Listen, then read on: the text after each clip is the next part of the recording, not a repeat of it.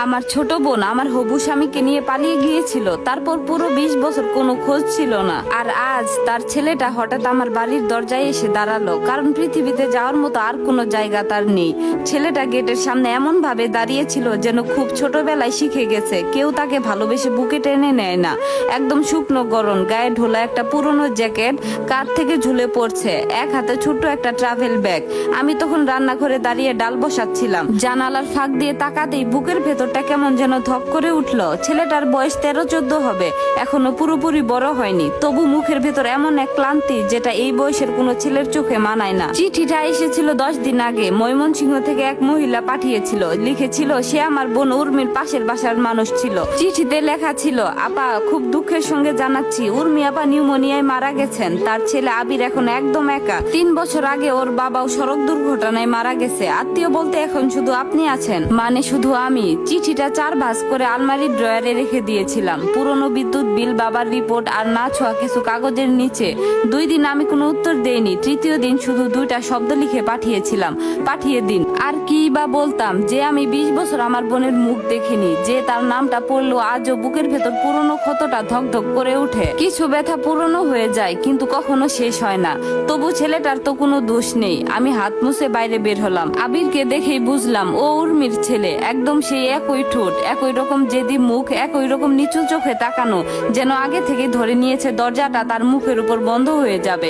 শুধু চোখ দুটো আলাদা, হালকা ধূসর স্বচ্ছ, হয়তো বাবার কাছ থেকে পাওয়া। সে আসতে বলল, আসসালামু আলাইকুম, আমি আবির, উর্মির ছেলে। কাঁধ থেকে ব্যাগটা পড়ে যাচ্ছিল, তাড়াতাড়ি ধরে ফেললো, মনে হচ্ছিল নিজের অস্তিত্বটা লুকাতে চাইছে।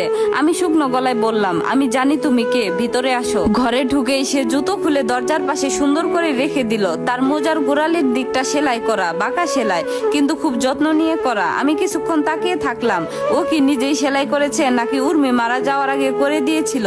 হঠাৎ বুকের ভেতরটা মোচড় দিয়ে উঠলো। আমি খুব দ্রুত মুখ ঘুরিয়ে বললাম, ডাল ভাত আছে, খাবে? ছেলেটা মাথা নিচু করে বলল, জি, কষ্ট না হলে। সে খুব ধীরে ধীরে খাচ্ছিল, এমন ভাবে যেন প্রতিটা লুকমা খাওয়ার আগে অনুমতি নিতে হয়।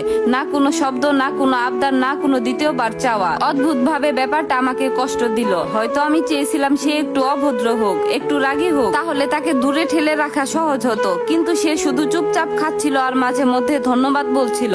প্রথম কয়েকদিন আমাদের তেমন কথা হয়নি। আমি ভোরের আগে বের হয়ে যেতাম। বাড়ির পাশে ছোট্ট একটা গরুর খামার ছিল, সেই খামার নিয়ে আমার জীবন কেটে গেছে।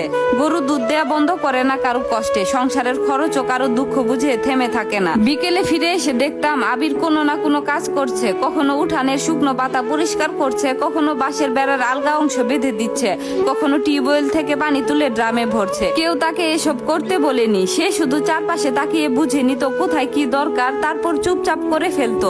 ব্যাপারটা আমাকে অবাক করতো আর অদ্ভুত ভাবে অস্বস্তিও দিত, কারণ আমার মনে হতো ছেলেটা যেন না বলেই বলছে, দেখুন আমি ঝামেলা হব না, আমাকে শুধু তাড়িয়ে দেবেন না। একদিন দূর থেকে দেখলাম সে ভারী পানির বালতি টানছে, দড়ি ঘষে তার হাতের চামড়া উঠে গেছে। পাতলা হাত, নরম হাত, এই হাত মাঠে ঘাটে বড় হয়নি। হঠাৎ আমার মাথায় একটা কথাই ঘুরতে লাগলো, এই ছেলেটা একবারও অভিযোগ করেনি, না আমার নীরবতা নিয়ে, না এই বাড়ির অচেনা পরিবেশ নিয়ে, না নিজের একা হয়ে যাওয়া নিয়ে। 13 বছরের একটা ছেলে যে হঠাৎ একদিন এমন এক খালার বাড়িতে এসে উঠেছে, যে খালা তাকে আদৌ চায় কিনা সেটাও সে জানে না। আমি দ্রুত ঘরে ঢুকে পড়লাম, কারণ বুঝতে পারছিলাম আর একটু দাঁড়ালে কেঁদে ফেলবো। সবার আগে খবর নিতে এলো পাশের বাড়ির মর্জিনা বেগম। মহিলার স্বভাবই এমন, তোর ভালোর জন্য বলছি বলে মানুষের বুকের ভেতর ছুরি ঢুকিয়ে দেয়। গেটের বাইরে দাঁড়িয়েই বলল, শুনলাম উর্মির পোলা আইছে। আমি ঠান্ডা গলায় বললাম, জি। তিনি দীর্ঘশ্বাস ফেলে বললেন, এত কিছুর পরও তুই ওই মায়ের ছেলেকে রাখবি, যা করছে তোর সাথে? আমার মুখ শক্ত হয়ে গেল। আমি বললাম, কিছু লাগবে খালা? তিনি বললেন, আরে রাগ করিস কেন, তোর চিন্তাই করতেছি। এই বয়সে একটা কিশোর ছেলেকে সামলানো সহজ না, তার উপর অন্যের সন্তান। আমি কথার মাঝখানে থামিয়ে দিয়ে বললাম, খালা আপনি বাসায় যান। তিনি মুখ গোমরা করে চলে গেলেন, কিন্তু আমি জানতাম এটাই শেষ না। ছোট শহরের খবর বাতাসের চেয়েও দ্রুত ছড়ায়। যা করছে তোর সাথে, কথাটা মাথার ভেতর বারবার বাজছিল। আমি আর উর্মি ছোটবেলায় এক বিছানায় ঘুমাতাম, ওর চুল আমি বেঁধে দিতাম। স্কুলে কেউ ওকে বিরক্ত করলে আমি ঝগড়া করতাম। শীতের রাতে সে ঠান্ডা পা আমার গায়ে লাগিয়ে বলতো, আপা ঘুমায় না, গল্প করো। তারপর আমরা বড় হলাম। উর্মি সুন্দর হয়ে উঠলো, অতিরিক্ত সুন্দর। যে ছেলেরা আগে ওকে নিয়ে হাসতো, তারাই পরে ওর পিছনে ঘুরতো। তাদের মধ্যে একজন ছিল সায়ান, আমার হবু স্বামী। আমাদের বিয়ে ঠিক হয়েছিল কার্তিক মাসে।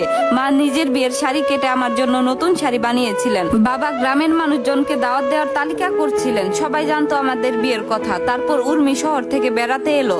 এক সপ্তাহ পর আমি সায়ানকে খুঁজতে গিয়ে দেখলাম সে উর্মির হাত ধরে দাঁড়িয়ে আছে সায়ানের গ্যারেজের ভেতর, আর উর্মি হাসছে, সেই পরিচিত সুন্দর হাসি যেটা দেখলে মানুষ সব ভুলে যেত। আমি কোনো চিৎকার করিনি, কোনো প্রশ্নও করিনি, শুধু হাতে থাকা বাজারের ব্যাগটা মাটিতে পড়ে গিয়েছিল। তারপর আমি হাঁটতে হাঁটতে চলে এসেছিলাম। 2 দিন পর উর্মি একটা চিঠি রেখে চলে যায়। আপা, আমি দুঃখিত, কিন্তু নিজেকে আটকাতে পারিনি। তারপর সে সায়ানকে নিয়ে পালিয়ে যায়। মা সেই কষ্টে অসুস্থ হয়ে পড়েন। বাবা আমার সঙ্গে কথা বলা কমিয়ে দেন, যেন দোষটা আমার ছিল। আর আমি থেকে যাই এই বাড়িতে, এই খামারে, এই অপমানে। আমার বিয়ের শাড়িটা আমি নিজ হাতে পুড়িয়ে ফেলেছিলাম, আর উর্মির পাঠানো 15টা চিঠি কখনো খুলেও দেখিনি। আবির এসবের কিছুই জানতো না। মাঝে মধ্যে সে তার মায়ের কথা বলতো খুব সাবধানে, যেন নামটা উচ্চারণ করলে কিছু ভেঙে যাবে। একদিন খেতে খেতে বলল, আম্মু ডালটা পাতলা করে রান্না করতো আর আপনারটা একটু ঘন। আমি কোনো উত্তর দেইনি, কারণ কথাটা অদ্ভুত ভাবে বুকের ভিতর বেঁধেছিল। আমার কাছে উর্মি ছিল বিশ্বাসঘাতকতা, কিন্তু তার কাছে সে শুধু তার মা। যে মা মোজা সেলাই করতো, ডাল রান্না করতো, আর বর্ষার এক ভেজা সকালে মারা গেছে। 3য় সপ্তাহে ঘটনাটা ঘটলো। আমি খামার থেকে ফিরছিলাম, বাজারের সামনে ভিড় দেখে দাঁড়ালাম। মাঝখানে আবির দাঁড়িয়ে চুপচাপ এক হাত দিয়ে পেট চেপে ধরে আছে, আর সামনে কসাইয়ের ছেলে রুবেল, বয়সে বড়, স্বভাবে খারাপ। সে জোরে জোরে বলছিল, তোর মা তো নিজের বোনের হবু স্বামী নিয়ে পালাইছিল না? খারাপ রক্ত তোদের শরীরেই আছে। চারপাশে সবাই চুপ, কেউ থামায়নি তাকে। আবির মাথা নিচু করে দাঁড়িয়েছিল, কোনো জবাব দেয়নি, কিন্তু আমি স্পষ্ট দেখলাম তার চোখ বেয়ে একটা পানি গড়িয়ে পড়লো। আর ঠিক তখন আমার ভেতর বহু বছর আগে মরে যাওয়া একটা জিনিস আবার নড়ে উঠলো, কারণ এই ছেলেটা তার মায়ের পাপের শাস্তি পাচ্ছে, যে পাপ সে করেনি। সেই মুহূর্তে আমি একটা জিনিস বুঝলাম, আমি হয়তো কোনোদিন উর্মিকে ক্ষমা করতে পারবো না, হয়তো তার চিঠিগুলো খুলেও দেখতে চাইবো না, কিন্তু পৃথিবীকে আমি কখনোই তার ছেলেটাকে ধ্বংস করতে দেব না।